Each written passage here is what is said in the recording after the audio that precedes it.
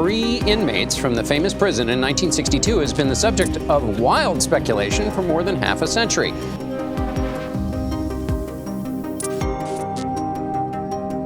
Ever since brothers John and Clarence Anglin, along with inmate Frank Morris, disappeared from Alcatraz in 1962, the official story has been they didn't make it. You can see the vent he squeezed through when he and the others made their break, then floated off the island in a homemade raft.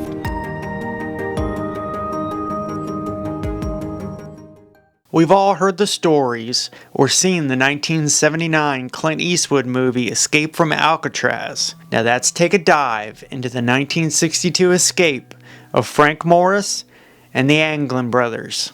There were 4 men involved in this escape attempt. Frank Morris was born September 1st, 1926. He was orphaned at the age of 11, spent his childhood in foster homes, and he was convicted of his first crime at the age of 13. Frank Morris was highly intelligent. He was in the top 2% with his IQ measuring at 133, meaning he had a higher IQ than 98.6% of the population. He served time in prison in Florida and Georgia.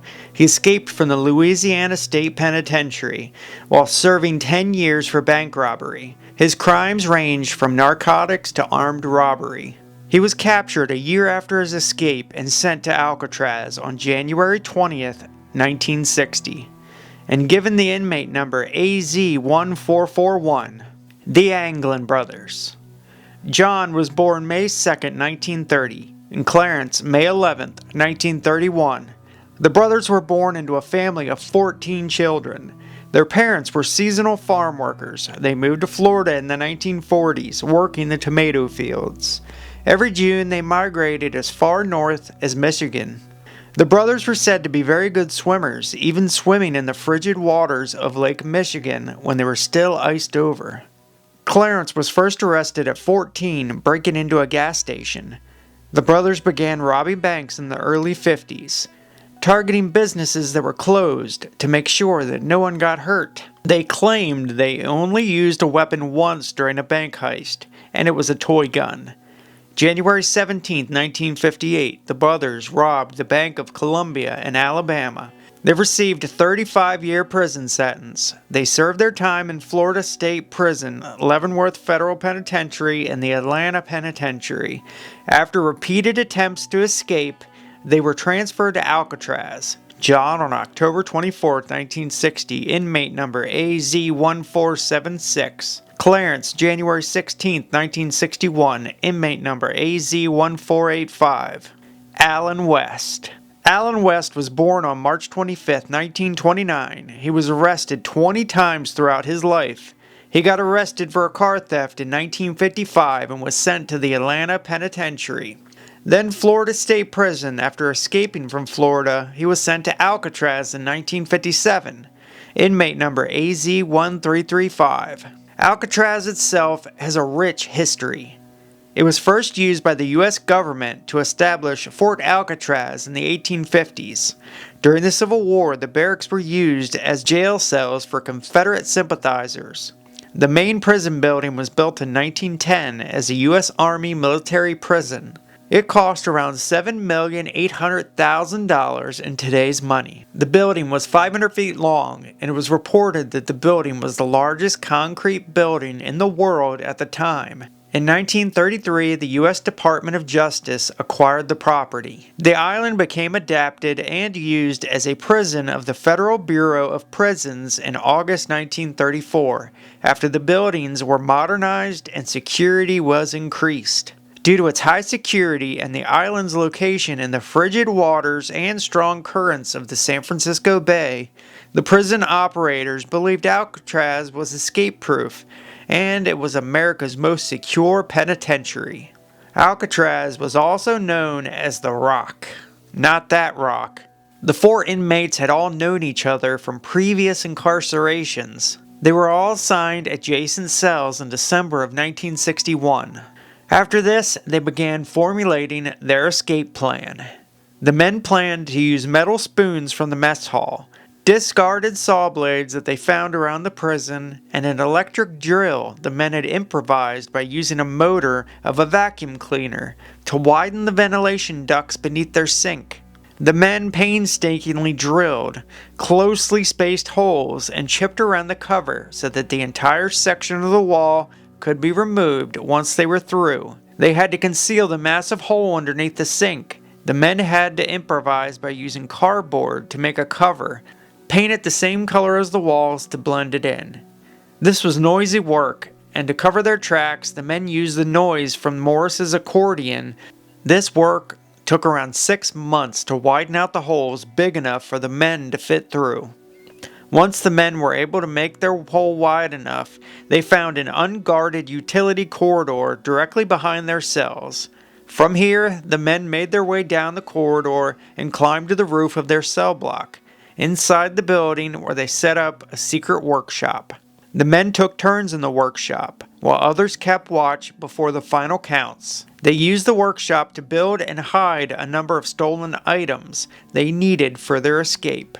More than 50 raincoats they had stolen or gathered or turned into life preservers, based on designs Morris found in the March 1962 issue of Popular Mechanics.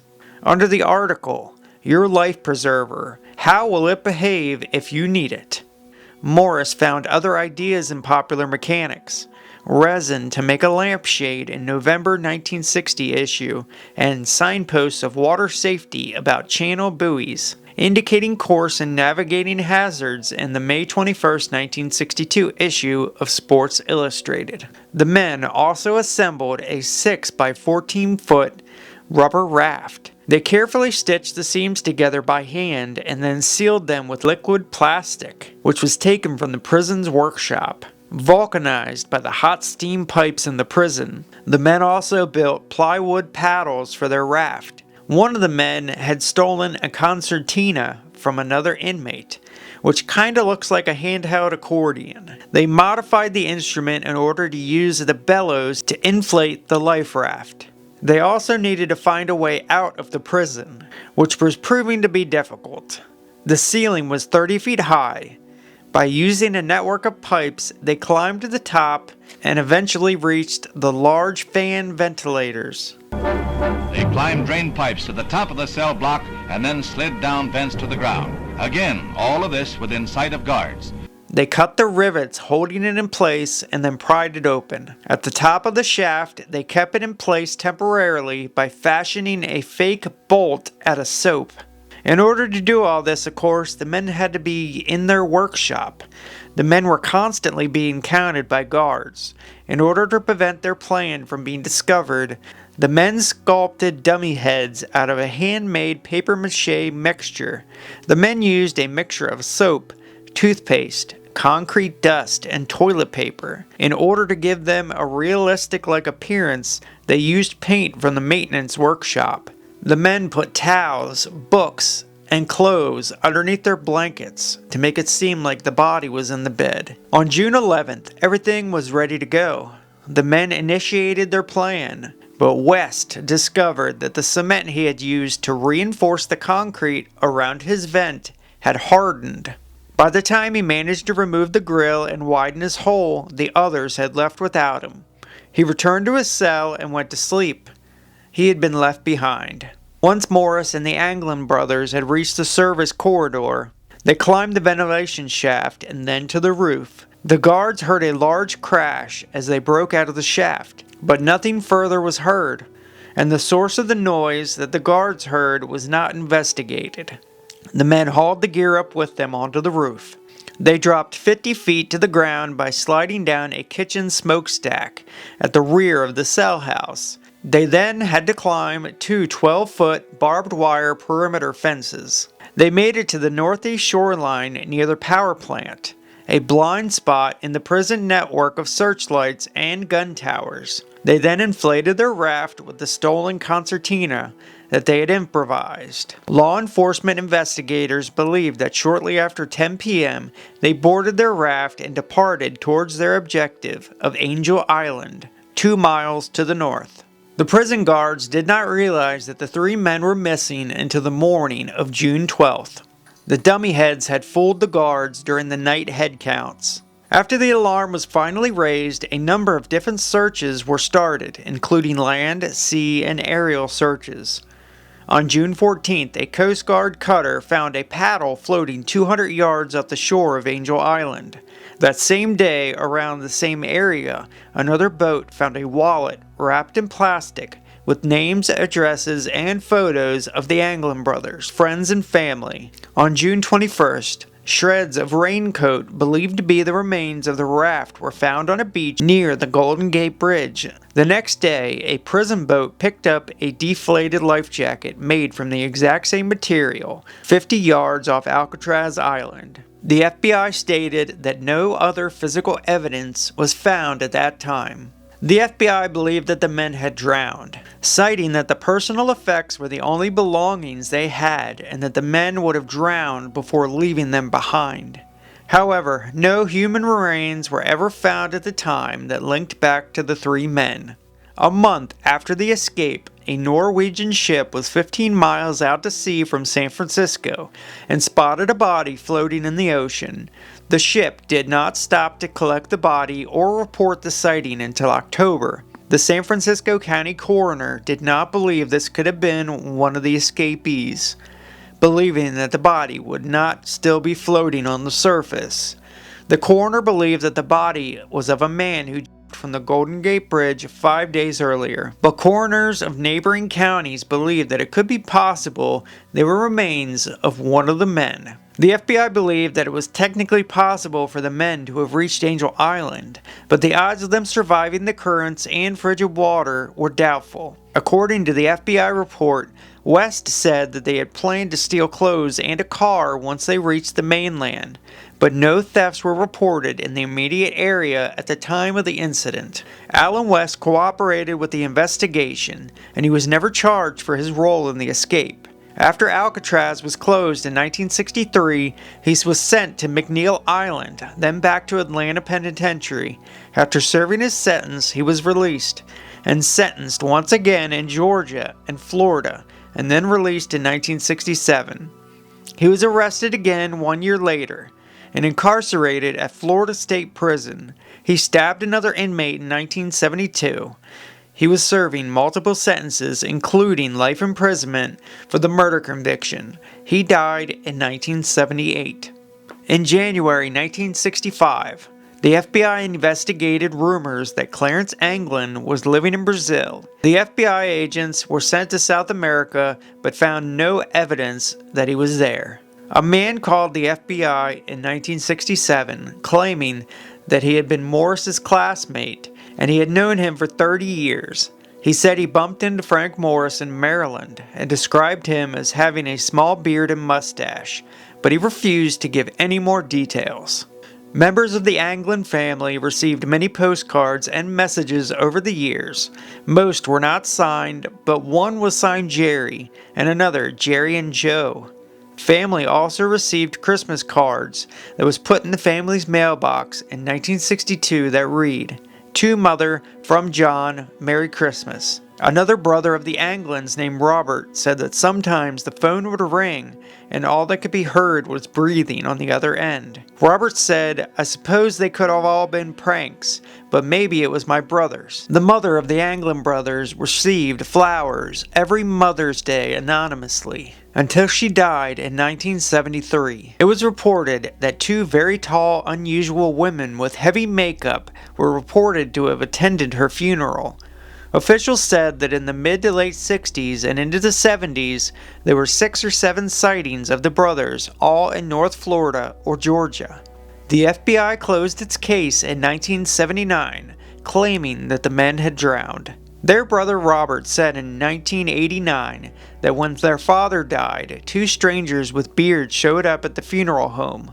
According to Robert, they stood at the front of the casket looking at the body for a few minutes. They cried and then walked off. After the episode of Unsolved Mysteries was aired, in 1989 a woman called the tip line and reported a man that resembled Clarence Anglin lived on a farm near Marianna, Florida. Another woman recognized a photo of Clarence Anglin and said he lived near Marianna. She identified his eye color, height, and other physical features. Another witness claimed that Frank Morris bore resemblance to a man she had seen in the same area. It is reported that one day after the escape, a man claiming to be John Anglin called a lawyer in San Francisco to arrange a meeting with U.S. Marshals. When the lawyer refused, the man hung up the phone. San Francisco police officer Robert Cecchi might have had outside help to pick them up, but the FBI dismissed the police officer's account. Said that at 1 a.m. on the morning of June 12th, he saw an illegal boat in the bay near Alcatraz. A few minutes later, the boat left heading under the Golden Gate Bridge. This led to the belief that the escapees might have had outside help to pick them up, but the FBI dismissed the police officer's account. A former inmate of Alcatraz, Thomas Kent, told America's Most Wanted that he had helped plan the escape and claimed to have new leads. He said Clarence Anglin's girlfriend agreed to meet the men on the mainland and drive them to Mexico, but he did not want to join in on the escape because he couldn't swim. He was paid $2,000 for his interview, which made law enforcement skeptical of his claims. In 1993, John Kelly, in a deathbed confession, reportedly told his nurse that he and a partner picked up Morris and the Anglin brothers in a boat and transported them to the Washington area. Under the guise of transporting them to Canada, Kelly and his partner murdered the escapees to get the $40,000 their families had collected for them and then buried them. No remains have ever been found from this information. Mythbusters tested whether or not the men could have escaped the island aboard a raft constructed with the exact same materials and tools available for the inmates. They concluded that indeed it was possible. In 2011, a man named Bud Morris claimed he was Frank Morris's cousin, and that a number of times before the escape, he gave money to Alcatraz guards as bribes. He claimed to have met face-to-face in San Diego with Frank Morris after the escape. The 2015 documentary, Alcatraz, Search for the Truth, presented evidence gathered over the years by the Anglin family. They had Christmas cards written in the brothers' handwriting by family members for 3 years after the escape. The handwriting was verified as the Anglin brothers. None of the envelopes contained a postmark stamp, so experts could not determine when they had been delivered. The family told a story from a family friend, Fred Brizzi, who grew up with the brothers. Fred claimed to have recognized them while he was in Rio de Janeiro in 1975, and he took pictures of the two brothers. John and Clarence were standing next to a large termite mound. More photos showed the farm that Fred claimed was owned by the two men. Forensic experts confirmed that the photos were taken in 1975 and asserted that the two men were more than likely the Anglin brothers. But given the fact of the age of the photo and the fact that both men were wearing sunglasses, this hindered the ability to make a definite determination. Fred also told of different escape theory, claiming that the brothers told they had paddled around the island to the boat dock, where they attached an electrical cord which was reported missing from the dock on the night of the escape. They attached it to the rudder of the prison ferry that departed the island after midnight and were towed behind it to the mainland. Art Roderick, a retired deputy U.S. Marshal who once led the investigation, then later worked with the Anglin family, believed the photograph of the two men were absolutely the best actionable lead we've had. He also said it could all still be a nice story which isn't true. It could also be a misdirection aimed at steering the investigation away from the actual location of the Anglins. Michael Dyke, the last deputy marshal working on the case, said Brizzi was a drug smuggler and a con man, and he was suspicious of his account. Fred Brizzi's widow said he never mentioned seeing the Anglin brothers in Rio, and that he was a con man who was prone to making up stories. In 2020, AI specialists used facial recognition to conclude that the men in the photo were John and Clarence Anglin. The photo is still the best piece of evidence that the men survived the escape. Robert Anglin allegedly told the family before his death in 2010 that he had been in contact with the brothers from 1963 until 1987. In 2018, the FBI confirmed the existence of a letter that was allegedly written by John Anglin and received by the San Francisco Police Department in 2013. The letter states that Frank Morris died in October 2008. He was buried in Alexandria under a different name, and Clarence Anglin died in 2011.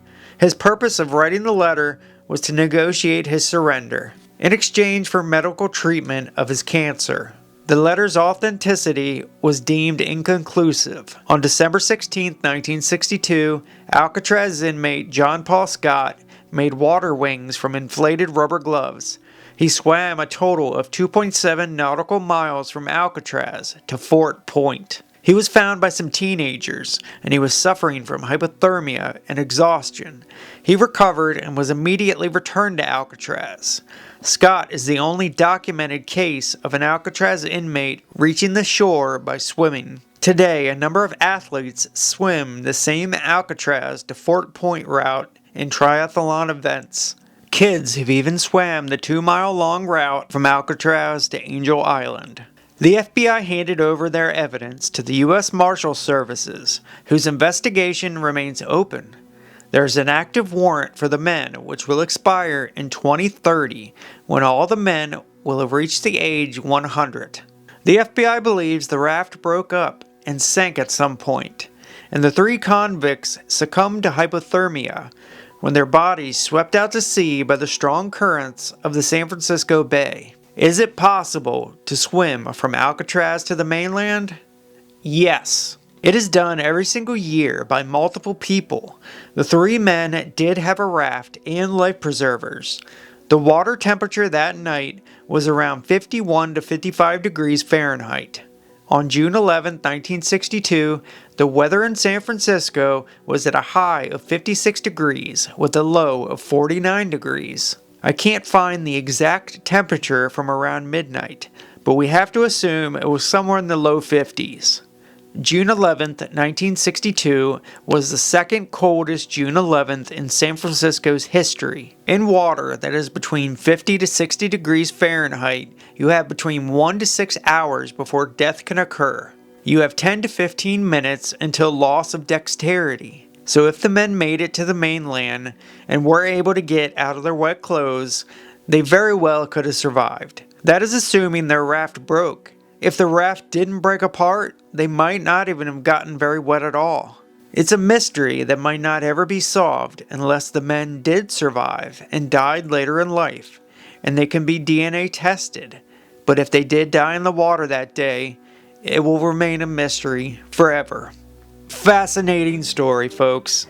There is also plenty of other theories out there that there's just too many to cover. It's unbelievable how many theories there are. I hope you enjoyed this one, folks. I learned a ton doing this episode. And of course, I've seen the movie. I've seen all the documentaries. I love history. What can I say? I've seen them all. And you always learn something. Hope you enjoyed, folks.